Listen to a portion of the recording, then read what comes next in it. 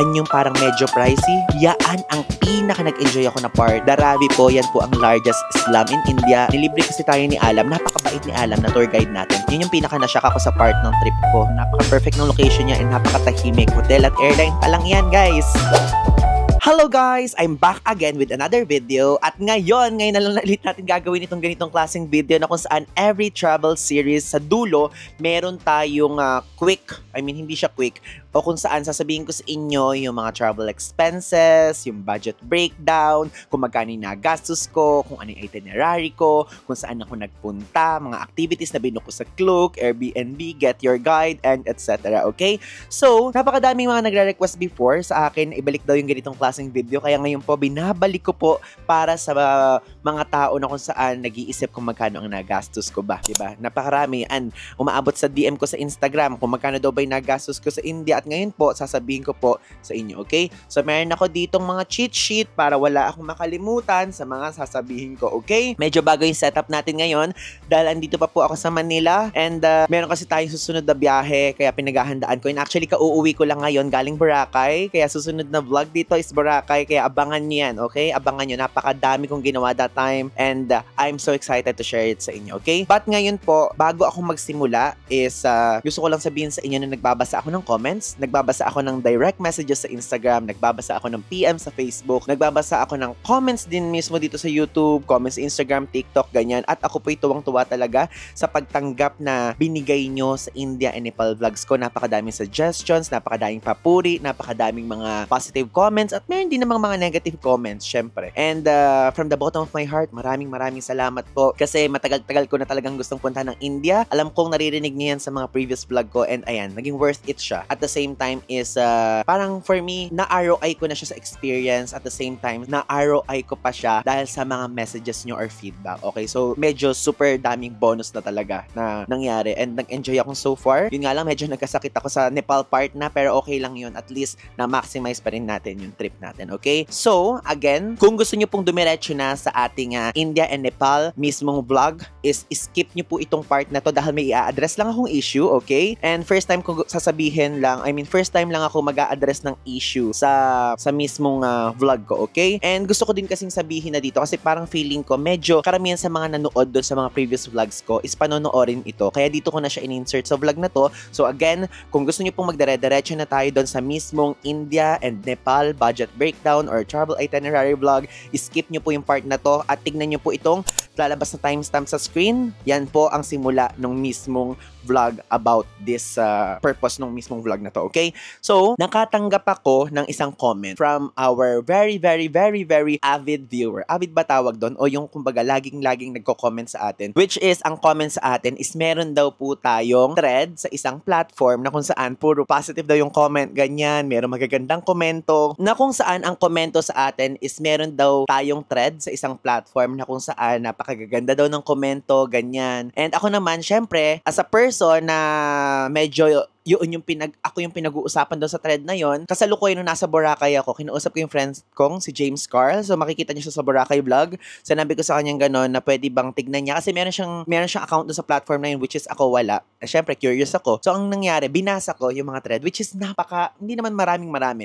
Meron na tayong mga positive comments doon and natutuwa talaga ako kasi nung nabasa ko, grabe, parang yung effort ko na magbiyahe, yung effort natin na talagang gumawa ng vlogs ganyan is na-appreciate ng todo-todo. Ngunit, meron akong nabasa na isang part doon, which is ito, ilalagay ko dito sa part na to. Ayan, ilalagay ko dyan. So, ang sabi niya, medyo na-off ako nung isang vlog niya na kasama niya yung mom niya nang hingi siya ng discount kasi vlogger daw siya. Okay? So, alam nyo ba, nung nabasa ko yung part na yon that night is nagka-party yung mga kaibigan ko at ako, tumatak sa isip ko yon. Kasi, alam nyo guys, ako, gusto ko lang i-share sa inyo sa mga vlogs ko, napaka-careful ko lagi sa mga sasabihin ko at the same time kasi madami na rin ako mga natatanggap na comments before, so alam ko naman, aware naman ako sa kung ano yung mga dapat sabihin, kung ano yung mga hindi dapat sabihin, aware ako sa mga ganyang klase. Ang vlog na tinutukoy niya, nung nabasa ko yun, okay, alam ko na agad to. Sa Vietnam to nangyari. Kasama yung mother ko kasi doon ko lang sinama yung mother ko sa Vietnam and sa Bentan Market to nangyari. So, after this part is ipapakita ko sa inyo yung clip para kayo na rin yung magtingin, okay? Lower price. Yes, you buy how many bags? Pasalubong. I let you smell this first. We will buy two for 150 each. 300. Okay, if you buy two, Give me 300. 300. 300. murah. 300 na. 250. Give 300 ate. na. 300? 300. I don't have money. No, 300 too. I will buy two. Okay. I will promote your shop. He's a vlogger. And then he will promote me. So, dun sa mismong vlog na yon, ang nangyari ay bumibili kami ng coffee bean. Vietnamese coffee beans. Okay? So, ang nangyari, marunong magtagalog yung dalawang vendor doon. Marunong sila magtagalog. So, kami nakikipag-usap kami. Alam nyo naman ako, kung kilala nyo na ako, kung nakikita nyo yung mga vlogs ko, ako po, medyo palabiro, mahilig po ako mag-joke, mahilig po ako makiboka, bawa ko ba tawag doon, yung makipag-banter sa mga tao, ganyan. So, ang nangyari, ang sinabi ko, kasi bibili kami ng dalawa. So, sinabi ko ganyan, give me discount. Sinabi ko na ganyan lang na ganyan. Kasi, sabi din ng mga tour guide, na naging tour guide ko, even before no hindi pa ako nag-start mag-vlog, pagka doon nagbenta ng market ka, you need to learn how to haggle. You need to learn how to negotiate prices. So, ang nangyari is, nung dumating kami doon, nakikipag-nego kami. Kasi, gusto ko, yung makikita nyo sa akin, yun din yung gagawin nyo sa kapag ka nag-travel kayo. So, nakikipag-negotiate kami, ganyan. Tapos, sa bandang dulo, nasabi ko yung part na, I will promote your shop. So, sinabi ko lang na I will promote your shop. Then, after my statement, sinabi ng mother ko, he's a vlogger. Okay? So, yun lang. Wala namang masama doon sa part na yun. Kasi, nung sinabi ko lang na I will promote your shop, wala na, yun lang. Hindi ko naman sinabi na give me a discount, I'm a vlogger. I want a cheaper price. Hindi naman yung ganong klaseng demand, okay? Ang sinabi ko lang sa kanya, nung bandang dulo, I will promote your shop, which is kahit hindi ko naman na gagawin pa ng separate video, napakita ko na din sa inyo sa video. Then sinabi lang ng mother ko na I'm a vlogger. Though, dun sa thread, ayan, yung pinakikita ko dito sa screen, medyo na misinterpret yung part na yun, okay? So, guys, gusto ko lang sabihin sa inyo na simula 2020, gumagawa na po ako ng content even sa TikTok dahil sa TikTok talaga ako nagsimula. Never ever in my life ko ginamit ang vlogger card, okay? Never ko yung ginamit. Ayoko lang na misinterpret ako, lalo na sa isang platform na kung saan hindi ko maide-defend yung sarili ko. Kaya ngayon, dito ko na dinedefend para malaman nyo, okay? Hindi po ganun yung ibig kong sabihin. Ma-joke time lang talaga akong tao, and I know na nakikita nyo din naman sa mga previous vlog ko. Alam nyo na minsan nga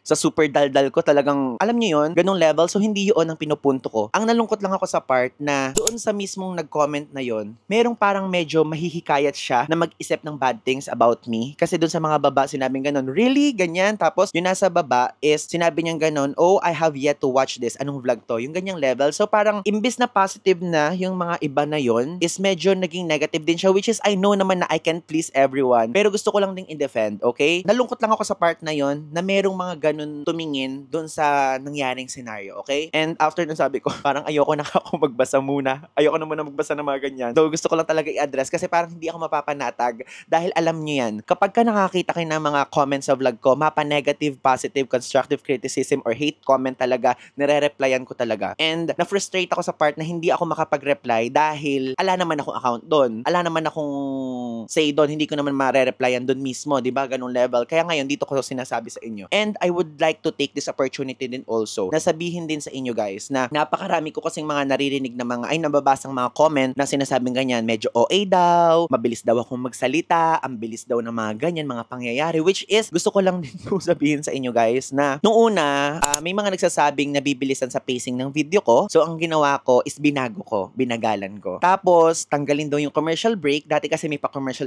ako dito na pinopromote ko yung mga ibang social media platform ko, tinanggal ko, okay? Tapos, meron din nagsasabing malakas daw yung background music, ang nangyari, tinanggal ko din yung background music. Ang ginawa ko is binawasan ko siya or mas binabaan ko yung volume para mas mangibabaw yung boses ko. Tapos, may nagsabing super bilis ko talaga magsalita, which is kahit papano ito pong mga ganitong klaseng video, yung mga previous videos ko, binabagalan ko na siya unti-unti. May nagsabi na yung whatsoever daw, tanggalin ko daw, which is yun lagi yung ginagamit ko even high school, doon ako komportable, binawasan ko pa din. I mean, tinanggal ko na siya sa pag-vlog ko. Napapansin nyo naman yan. Pero may mga time na nasasabi ko, pero binabawasan ko at tinatanggal ko. Kasi guys, kapag constructive criticism, alam ko na kung mag-i-improve talaga ang ating performance, ang ating content, is ina-apply ko talaga siya. Pero to the point na may mga nagko-comment kasi na bawasan ko pa daw yung pagiging mabilis ko magsalita, bawasan ko pa daw yung pagiging OA, ganyang level. Ang point ko doon, kasi ako po, kung ano yung pinakikita ko sa vlogs, yun talaga ako in person, okay? Kapag ka nakikita nyo makulit ako, madaldal ako, energetic ako, ganun talaga. Kapag ka mabilis ako magsalita,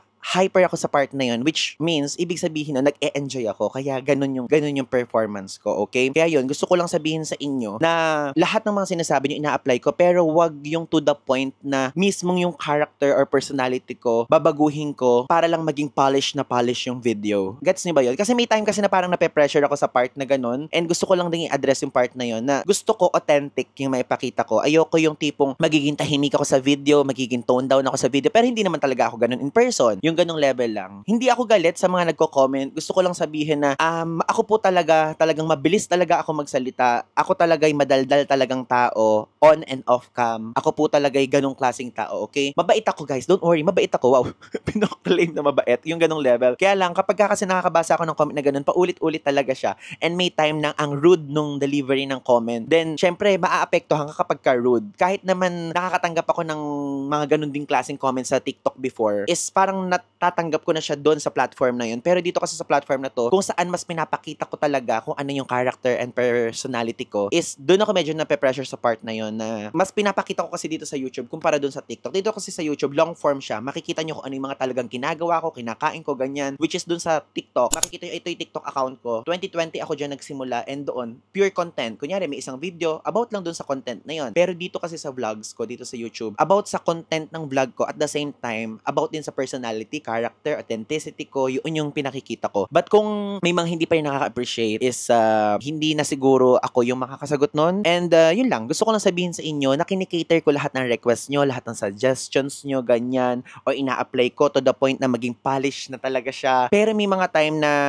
hindi talaga kaya siyang gawin kasi I'm more into, gusto ko talaga yung experiences ko, gusto ko talaga yung kung ano talaga yung original, authentic, ganyang level. Paulit-ulit lang, basta yun lang ang gusto kong sabihin sa inyo, okay? Basta, next time, I hope sa mga makakapanood nito, please be nice sa comments. Kasi may mga time na, even yung YouTube mismo, kasi sa YouTube studio, meron dong publish na comment at merong naho-hold for review ni YouTube mismo. May mga comment doon na hindi na lumilitaw, pero may mga comment doon na ang sinasabi lang, OA, super bilis mo magsalita, rumaratrat ka na naman, mga ganyang level. Which is hindi na siya napapublic doon sa mismo mga comment section. Pero, alam niyo yun, even sa YouTube, nakakahalata ng mga ganong klaseng word, which is hindi ko naman filter yon, si YouTube mismo yung nag-filter. So, yun lang, gusto ko lang sabihin sa inyo, kasi ayoko talaga nagkakaroon ng mga misunderstanding or what. From this day onward, mga ganon.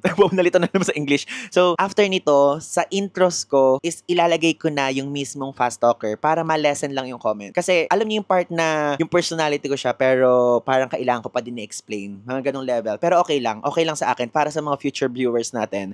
And, dun pa pala sa isang nag-comment, ayan, nakalagay dyan kasi, may comment dyan na nakaka-turn off daw yung kapag daw merong parang donation na PayPal or GCash dun sa mismong description box.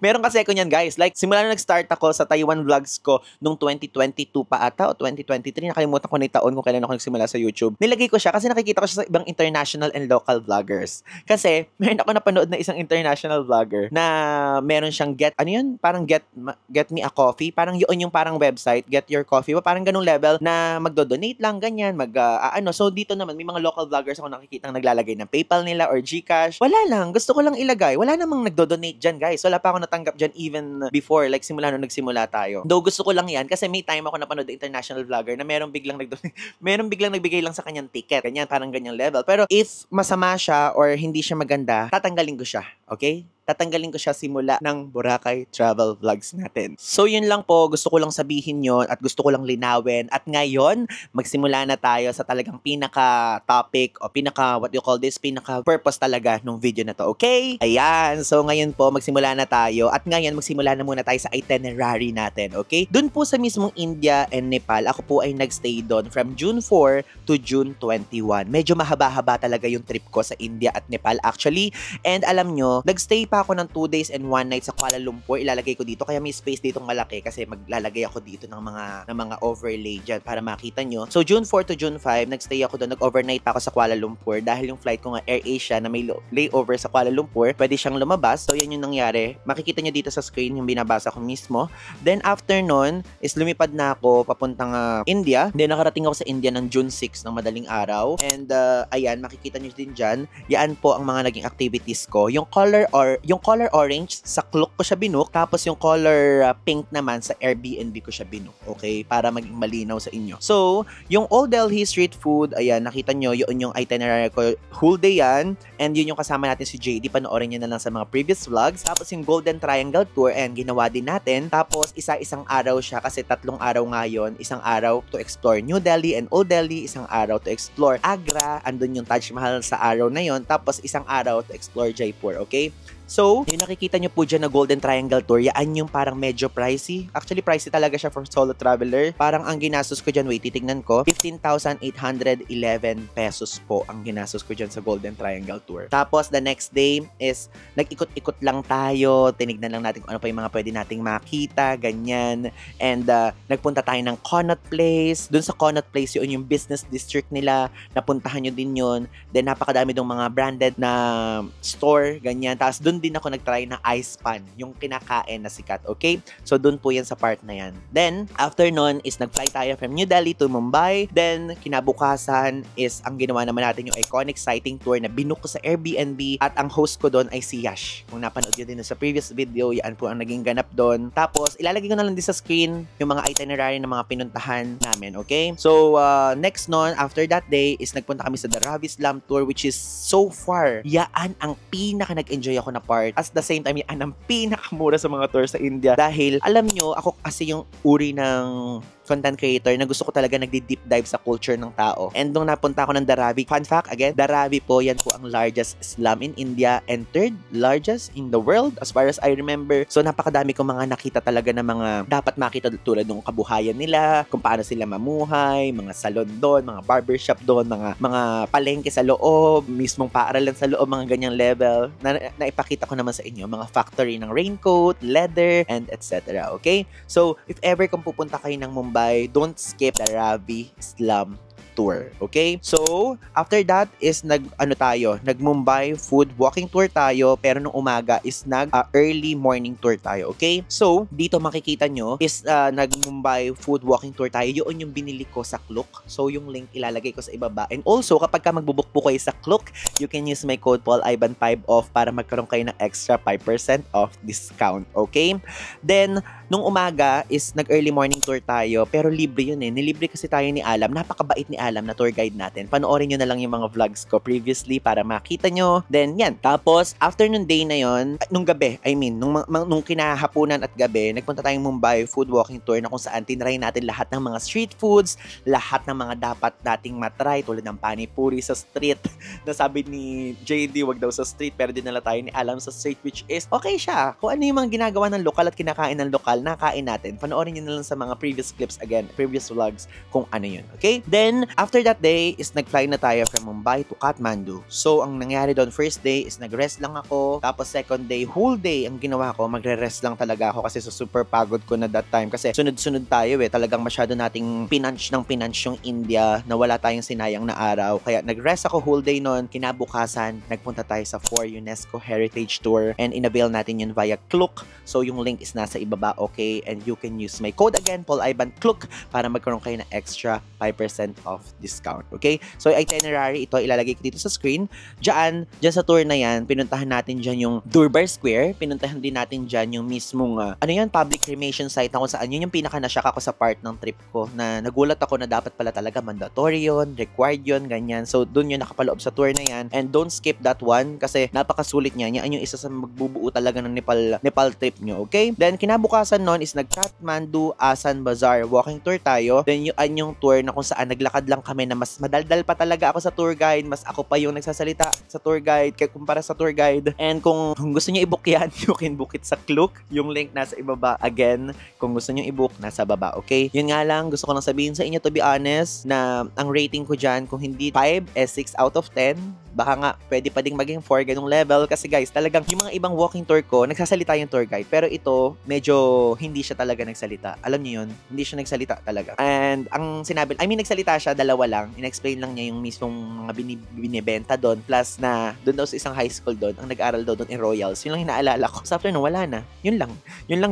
Then, nakaramdam na ako ng sakit that time. Kaya medyo nanlambot na ako. Kinabukasan no, nag-book tayo ng tour sa Chandragiri Cave cable car and Monkey Temple tour. So ito medyo pricey itong tour na to for me kasi solo traveler ako. Pero don't skip this part. May mga way para i-DIY to. And if gusto nyo i-DIY, pwede kayong mag-check na lang ng ibang vlogs. Pero ako kasi, gusto ko kasi yung convenient. And gusto ko yung wala na akong iisipin dahil nilalagnat na nga ako. I mean, may sakit na ako that part. And gusto ko ay meron na sa akin maghahatid sundo, ganyang level. So 8,000 as far as I remember yung ginastos ko dyan. And yun naman yun. So worth it yun. Then kinabukasan nun, nag-rest day na ako. Tapos after nun, nag-fly out na ako from Kathmandu going to Manila. Okay, so yun po ang naging travel itinerary natin sa trip natin sa India to Nepal. At ngayon, magtungo naman tayo sa ating mga hotels. Okay, so in total, meron tayong 5 hotels na tinuluyan sa India at Nepal. Meron tayong 4 hotels sa mismong India at sa Nepal, meron tayong isang hotel. Ang unang hotel natin is isang home at F37, Kailash Colony Metro, na kung saan napaka-perfect ng location niya and napaka-tahimik kung gusto niyo ng tahimik na lugar. So, ang binayaran ko doon in total is 11,344 pesos. Okay? So, yun ang price nun. Plus, doon na sa Double Tree by Hilton sa Agra, nagbayad naman ako doon 2,442 pesos. Then sa Jaipur, Holiday Inn Jaipur, and ang hotel ko doon na price is 1,879 pesos. Tapos sa Hotel Flora Suite sa Fort sa Mumbai, nagstay tayo doon from July 11 to 15. Ang binayaran natin doon ay 8,064 pesos. Tapos ang last hotel natin, which is sa Oasis Kathmandu Hotel, from June 15 to 21, ang binayaran natin doon is 8,798 pesos. Okay? So in total, sa lahat ng hotels, ang nagastos po natin ay ilalagay ko dito sa screen, 32,527 pesos. O diba? Hotel pa lang yan. Ang mahal-mahal. Hotel pa lang. But so far, since in-expect ko na ganyang kalaki ang magagastos natin, okay lang din naman. And at the same time, guys, kung isipin nyo yung 32,000 sa iba't ibang bansa na yan at iba't ibang lugar na yan, iba't ibang level. May budget, merong middle, merong budget ulit, merong super budget, ganyang level. Parang for me, 32,000 okay na, knowing India and Nepal naman siya ginastos. Okay? So again, ito po ang ginastos natin, 32,527 pesos sa mga hotels. 5 hotels yan sa dalawang bansa. Next, magtungo tayo sa mga flight natin. Ang total flights po natin ay 1, 2, 3, 4, 5, 6, 7. 7 flights po in total. Okay? So, meron tayong flight. Ang unang flight natin is ang Air Asia. Air Asia to, Manila to Kuala Lumpur, then Kuala Lumpur to Delhi. Okay?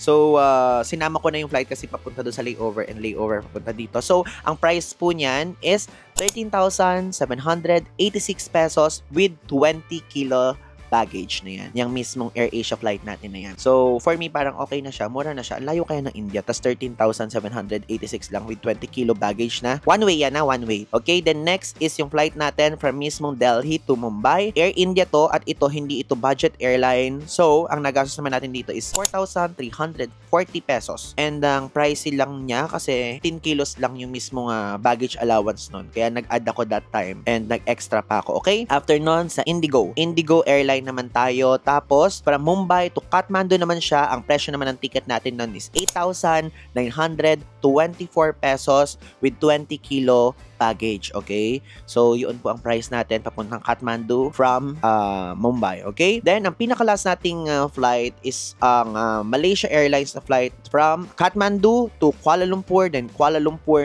to Manila. Okay, panoorin niyo yung last episode ko sa Kathmandu at may matututunan kayo doon dahil dapat isang airline lang ang inyong i-avail kapag kami mga layover para hindi kayo maiwan. Kasi tulad ko, na-delay yung flight ko o kung magkaiba yung airline ko, edi naiwan ako, ganung level. Ang halaga po ng ticket ko from Kathmandu to Manila is 21,392 pesos and may kasama siyang 20 kilo na baggage. So in total, sa mga flights, ang nagastos ko po ay 48,442 pesos, diba? Mahal. Hotel at airline pa lang yan, guys. Hotel at airline pa lang, okay? So, ngayon, magtungo naman na tayo sa mga binook nating activities, okay? Para naman na makita nyo rin kung magkano in total. Okay, ngayon sa activities naman tayo, and actually lahat sasabihin ko kasi may binook ako via Klook and may binook din ako via Airbnb, okay? So, magsimula na muna tayo sa ating inavail sa mismong Delhi, Agra, Jaipur na part, okay? So, ang unang inavail ko na activity isang 3-day Golden Triangle single tour. Ito ay ginawa ng June 7 to June 9. Ay, ilalagay ko dito sa screen yung mga full details para makita nyo. At ang presyo po na binayaran ko dito ay 15,811 pesos. Okay? So for me, is super mura na yan, super convenient na yan. Kasi kung iisipin ko, inihatid ako sa napakalalayong lugar tapos mag-isa lang ako. So in-expect ko na lang, iniisip ko na parang 5,000 each day yung mismong tour. Parang murang-mura na talaga siya. Kasi guys, ang lalayo. Meron pang mga toll gate, ganyan. And yun, all expense na siya. Private ko pa yung car, mabango pa, ganyan. Tapos meron pa tayong mga private tour guide. O, diba? Napakamura na nung halaga na yan. So, ito po yung presyo kapag hindi kayo solo traveler tulad ko. Tignan nyo na lang yung chart dyan. Depende yan kung ilang kayo. Pero mas mahal kapag solo tulad ko, okay? Then next, inavail ko yung Mumbai Unplug Half Day Tour, okay? So, ang binayaran ko dyan is 1,042 pesos. So, ang tour guide ko na yan ay si Alam. Si Alam na napakabait, okay? Then, next is ang Mumbai Walking Food Tour. O, si Alam ulit ang tour guide ko dyan. 1,085 pesos naman siya. Pero as far as I remember, times 2 nga yung binayaran ko dito kasi minimum of 2 packs siya. So, hindi ko na na-calculate dito sa part na to. Pero yan yung halaga nun. And next is yung 4G LTE Wi-Fi. Manila Airport Pickup, okay? For Asia.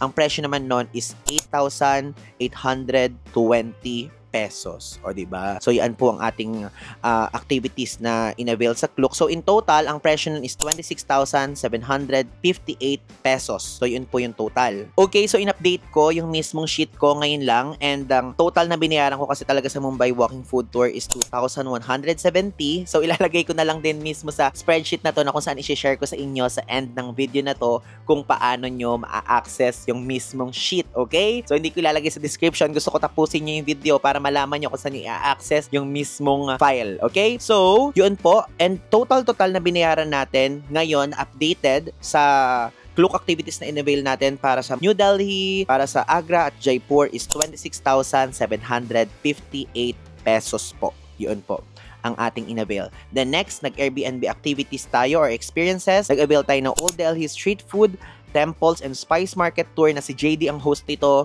So, ang presyo niya is 3,171.53 pesos. The best din tong tour na to, kaya inavail nyo to. Sa spreadsheet is i-click nyo lang din yung link na yon. Andun na din siya and automatic ma-redirect na kayo. So, for me, super sulit yan. Then, yung iconic sites of Mumbai, ang host naman dito ay si Yash. Super okay din yan. Highly recommended ko. 1,951 pesos naman siya. Okay? So, in total, yung mga activities natin sa Airbnb, ang binayaran natin is 5,122 pesos. Okay? So, yun po. Plus, next, mag-move forward na tayo sa Klook activity naman para sa Nepal. 3 activities lang po ang ating inavail dyan. Number 1 is ang Kathmandu Bazaar Walking Tour, which is yun nga yung nag-walk-walk lang tayo na ang binayaran ko doon is 1,173 pesos. Tapos yung 4 UNESCO Heritage Tour na dapat i-avail nyo to. And ang binayaran ko doon is 4,107 pesos. Solo lang ako that time. Tapos, ang huli is Chandragiri Cable Car and Monkey Temple Tour. Mag-isa lang ako doon and solo din natin yung mismo sasakyan, ganyan. Medyo pricey siya kapag ka mag-isa, pero kapag ka madami kayo, yung chart ilalagay ko dito. Yun po ang presyo kapag ka maramihan ang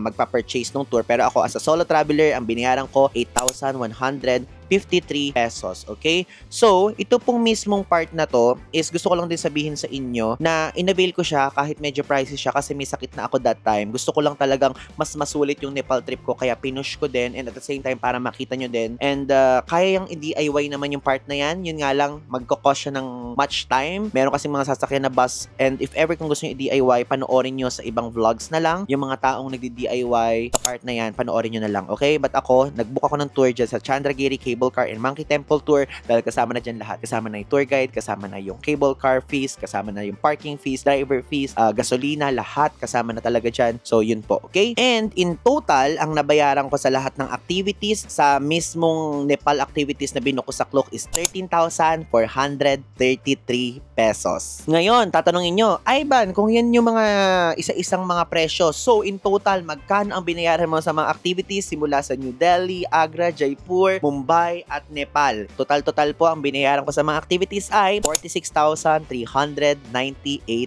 pesos. O, diba? Super sulit na siya for me. Wala naman akong pinagsisisihan dyan. Yun nga lang, mas mapapaliit yan kapag hindi ako solo traveler kasi may mga part dyan na mas mura kapag may kasama. Okay? So, yan po ang ginastos natin. Ngayon, magtungo naman tayo sa mga extra expenses natin. Okay? Yung mga wala dyan sa listahan na ginastos natin. So, gumastos tayo ng VPN kasi bawal nga ang TikTok doon sa India kaya kinakailangan natin mag-avail for 1 month. 789 pesos po yun. NordVPN ang inavail ko. Yung logo ilalagay ko dito. Tapos, excess baggage, 3,107 pesos siya. Yun yung flight ko from Mumbai to Kathmandu. I mean, from New Delhi to Mumbai pala yun. Tapos, nag-avail din tayo ng extra night kasi midnight yung flight pa. I mean, gabing-gabi pa yung flight natin sa Nepal. Kaya, nagstay ako doon pa sa hotel natin ng more than hanggang 6 p.m. Kaya nagbayad tayo doon ng 1,295 pesos. Tapos, bumili tayo ng SIM card sa Nepal. Ang presyo nun is 240 pesos. Okay? So, in total, ang presyo po ng mga extra expenses natin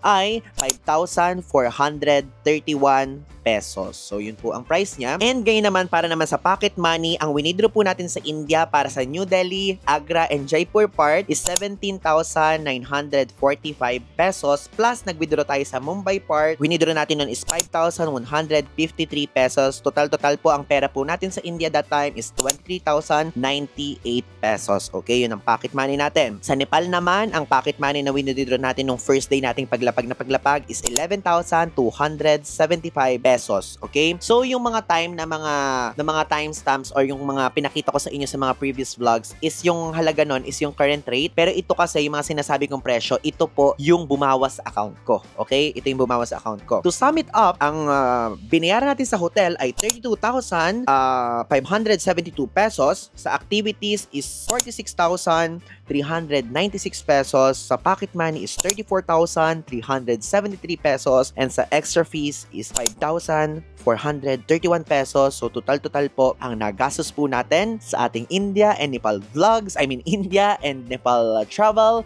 ay 118,772 pesos from June 4 to June 21. Okay? So, worth it ba? Worth it ba yung ginastos ko? So, tingin nyo, ako personally worth it siya. Kasi nga, dream country ko to, kaya na-worth itan ko siya. At the same time, is nag-enjoy ako na napakadaming learnings ang nangyari dito sa trip ko na to. Okay? So far, ako po ay isa sa mga travelers na pinaka nag-enjoy talaga sa India trip ko. Nakatanggap nga lang ako recently ng komento na bakit daw nagpunta lang dyan for content lang ganyan. Hindi po. Hindi talaga for content. Kung kilala nyo ako personally, kahit nasa probinsya ko ako sa Cabanatuan, ay talagang lagi ko siyang pinanood at lagi kong binabanggit sa mga kaibigan ko dahil talagang matagal ko na talagang gustong puntahan yung India. Yun nga lang, yung Nepal, hindi siya part ng bucket list ko talaga na talagang dream country, pero isinabay ko siya dahil malapit na, katabi na, okay? So, yun. For me, worth it ang ginastos ko in total na 118,772 pesos. Okay? So, yun po ang aking ginastos. And again, kung gusto nyo pong ma-access ang aking itinerary, kung gusto nyo pong ma-access ang spreadsheet na nilalaman nito ay lahat ng mga ginastos ko, flight details ko, ganyan, bibigyan ko po kayo ng exclusive access nito na pwedeng-pwede nyong gawing guide or reference through this link.